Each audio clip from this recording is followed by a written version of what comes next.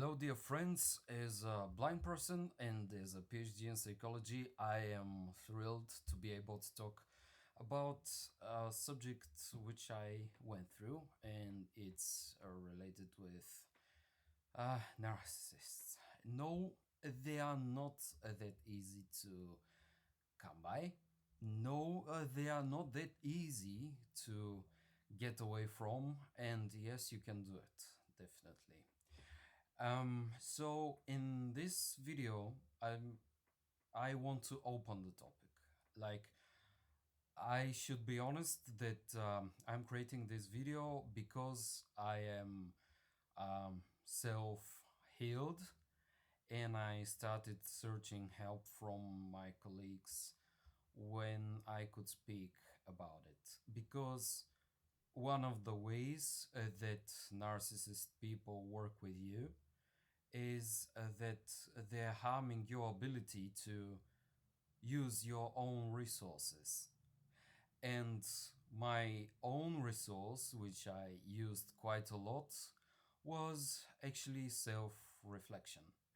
And when I sat in this relationship, when I still went on, and when I still tried to make it work, even though I realized that there is no way that I can do it, I basically stopped self-reflecting. And the reason why I started realizing that I am dealing with a narcissist for real was a very small thing, a very small moment that made me realize I I have a real problem.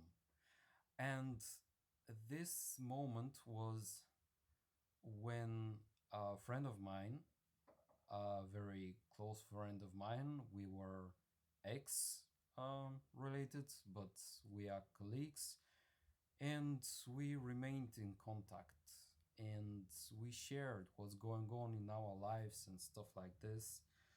We worked on a couple of projects together, and yeah, so basically we knew what's going on. And so I had a project that I needed to work on in her city. We met, we talked, and she snapped at me and she was like, "Don't you realize that there is nothing that you can give to this person which is going to be enough? Because right now she wants a white dress, a wedding, you starting your family, renting a house and stuff like this, while she cannot manage even her own budget, and she finishes all the money that you have, and she still demands luxury items like going around and being chauffeured in a taxi and stuff like this. And you are not sure because wait, you say it's about the money and about the lacking numbers, but you don't trust this person." And I was like, yeah, I actually don't trust this person. That's absolutely true. And this is why I don't feel compelled to offer to that person to marry me. And in this moment, dear friends, the gates opened because actually, a year in our relationship, I proposed her to marry me. She wore the ring for a while and she decided to return me the ring. And she said that she still feels not committed. She wants to pursue things and stuff like this. And dumb me, I didn't end the relationship back then. But for the longest time ever, I was gaslighted that I don't want to propose a marriage. Well, a marriage was already pushed over from her. And this is a thing which I forgot. and I realized that no, I'm not um you know staying away from offering her. Actually, I offered her to marry me, and she returned the golden ring, which stood with me for a long time. And I saw her return it because of her own reasons. Um, I respected them, but now I had um, certain thresholds which were not met. And this is not a wild threshold, say what you will, but in order to marry someone, you should be able to handle your own budget. I I cannot marry a person who cannot be responsible for their own money because, well, let's say that because I'm from Bulgaria, and in Bulgaria, lots of people currently, young people, we are talking young people, currently are assuming that you have to provide for your lady because, yeah, because my country is a dumb country, basically, with with populism and fake traditionalism running wild. And even if I provide you with money, which I did, you you cannot manage even that. So I'm providing you with something endless that you're just using and losing with no yeah. So when I started realizing and backtracking what actually happened and what actually I forgot, I came to the moment where I realized that I I began my sexual life very early. I'm not proud of it. I'm not flaunting about it a lot. And my ex, um, I was her first, and she was so envy of my exes that it was easier for me to say to her, "Okay, look, I lied to you, and you are my first as well." And this was easier for me to go on because for 3 years into our relationship, she was bugging me to tell her, uh, I sure that she does certain things better, and she didn't. Just for the record, she didn't. Even though I shared what I like, even though I asked her what she likes and stuff like this. But we are going to the sex stuff slowly. So I I needed to say that, you are my first. I'm sorry, I lied to you. And I was going with it. Again, I'm not proud of it. I'm not proud that I lied to her. And with sex in the last year of our relationship, it was used like a candy bar, but a candy bar which can be electrified at any moment. And in the last couple of months, uh, the disgust in having sex was evident. You know, ah, I'm providing you with sex, but nothing gets better. As if when you provide someone with sex, things need to be better. Yet they need to be if the relationship is functional and you're not dysfunctional and you're not pulling everyone into dysfunctionality. But because of that treatment of sex, and because sex for me is is something beautiful, is something that I like. I I don't know how to phrase it properly, even though I'm a psychologist, but I never worked in sex related psychology. Um,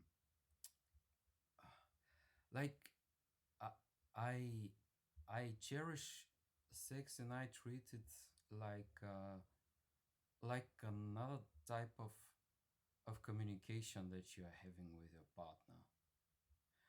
And I cannot have sex with someone that I don't build rapport with. In the same time, I'm a person that I'm building rapport quite easily with people. And now that I'm out of a relationship, I enjoy having sex again. And when I went out of this relationship, I felt like a pervert. I felt like I'm bringing dirt to everyone that I'm even thinking, fantasizing of. That I'm with a twisted mind, that I'm not well in my head, that the urges that I have are not normal. And luckily for me, I met a person who was out of such a relationship as well, abusive relationship, not not such a relationship, not with a narcissist person, but a person who actually was beaten up and was terrorized by her partner. And going out of such relationships, our perception was that, for me, that women are monsters, and for her the impression was that well, men are monsters. And luckily for us, we managed to trust each other, and we managed to heal each other before we went to a specialist, because we felt so broken and so unwell in our heads that we even felt we are going to burden, and we are going to tarnish the ability to work to an actual psychologist, which I know might sound like a complaint, like, oh, whoa, look how bad they treated us. But no, if you went through it, you know what I'm talking about. And so, yeah, in this opening talk, I just wanted to mention a couple of topics of how relationship might go with a narcissist, how a may potential breakup period might look like, how could you look at the dynamics in your relationship, because um, when when you are with a narcissist, we are with a person that that functions in a completely different way than anyone else in our lives. We we tend to believe that it's good to second guess your steps. It's good to walk on eggshells. It's good to not take decisions. And because the narcissist wants to push you and to show you what actually you are not capable of, when you show parts in your life that you are capable of, you're showing that you're a good friend with someone, and they're like, you think you are good, let me show you in which thing you are not good, you dumbass. And immediately you're dragged in that.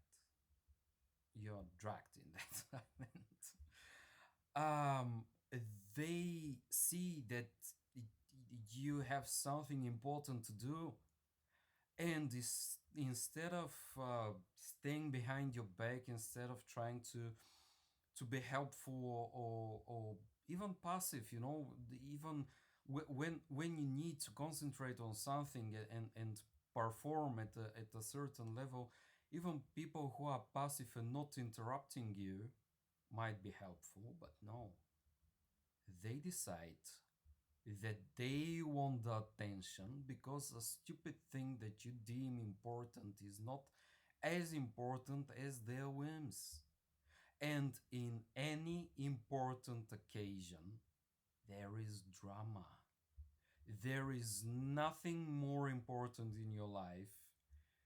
It might be even a promotion that would bring more money to the house, or that would bring you higher status, you as a couple. But no, you cannot have this because, well, they are not related with it. They didn't make it happen. They are not the center of it. It's the opportunity for you to show that you can do something, and you can do something if they control it, if they deem it suitable for their whims, if they allow it to happen to you. So, uh, if you never met, and hopefully you didn't, if you never met a narcissist person, this all might sound like the whining of a weak man. I was said things like this from people who know us and from people who know me. When I started talking about my relationship with her, what actually happened, people who advised me to marry her, create kids with her, actually stepped away from me and never contacted me again. I know how it sounds. I know how you feel sick. I know how you feel poisoned. But people who weren't at your place cannot and will not. And for God's sake, good for them that they cannot understand you. But the poison is in you. And uh, when we found each other with my girlfriend at the moment, we cried in our arms 3 months into our relationship. I don't know if you imagine what it is to be with a new person that you adore and you want to make happy and you want to be good with, and you are having consent and you are bonding together, you are having amazing sex, which ends in crying. You have a moment when you are sharing something which harmed you during your day because it's reminding you of the sheer terror that you went through all these years, and instead of just sharing and relieving it, you are relieving parts of your relationship as well, and you feel sickly and and poisoned again, and you feel that you lost all this time while you could be a person. Because the biggest thing for me was that I didn't feel like a person. I I know that from this video this might sound the most bizarre. How how a person can feel like not a person. Come on, like, get together yourself. Well, you, in your head, certain moments are starting to get back. As I told you, this ring moment, the proposal moment, all the times that you were gaslighted, and all the dramas in front, before important moments, and all the talk about how you are the problem, you are causing the problem, you are doing this wrong, that wrong, you are not capable, you are not lovable, you are not, you start recalling what you actually enjoyed. because such a person is very good at detaching you from your friends and from the activities which brought you joy, because you don't want to piss off that person, and you might piss off this person because, well, they are not included in the things which brought you joy, which brought you together with the people that you felt good with, because you are feeling good without them. You are not feeling good because of them. And yes, you are feeding back the positive emotions that you created with your friends, but damn, you are you are just there to charge them, not to spend quality time with anyone else. So when you start healing, you start gathering back the information, who you were, what brought you joy. You are doing those things and you are feeling nothing. Like, you are using maybe exactly the same camera, if photography was something that you enjoyed. You are walking the same streets. You are reading the same type of literature. This is what I did. And these things all bring you hollowness. And this, my dear friends, is where you can flip, or you can just go through it, hanging on tight to people who go back to your life, or to new people that you are meeting after this relationship, and to whom you are telling, like, look, I'm going out of this, be aware that, I'm going through this, and I might do and say awkward things. Do you want to be with me in this? And lots of people want, actually. And to such people, all the power to you, my friends, because uh, you trust, you empower, you cure people, and you make people flourish. You make people feel like themselves again, reinvented, and re them, if I may say this. I feel like I I am myself again, and I even built up for a while, and I I met new people, and I found new ways in which I enjoy my old things, and I added some new things. Some old things actually don't speak to me, actually, because I guess it's normal. But the people around you, the people that when you are a resourceful person, you want to see that you are helping people. And the moment that I felt that I ended my curement, my healing process, was when I could help a friend, and I saw it, and I didn't cry, because for lots of times I was just crying and being over emotional and stuff like this, and I just accepted it. I just thanked this person that they shared with me what was going on with them, and I felt resourceful again. And I felt thankful to that person that they allowed me to be resourceful for them, which was incredibly friendly and incredibly empowering.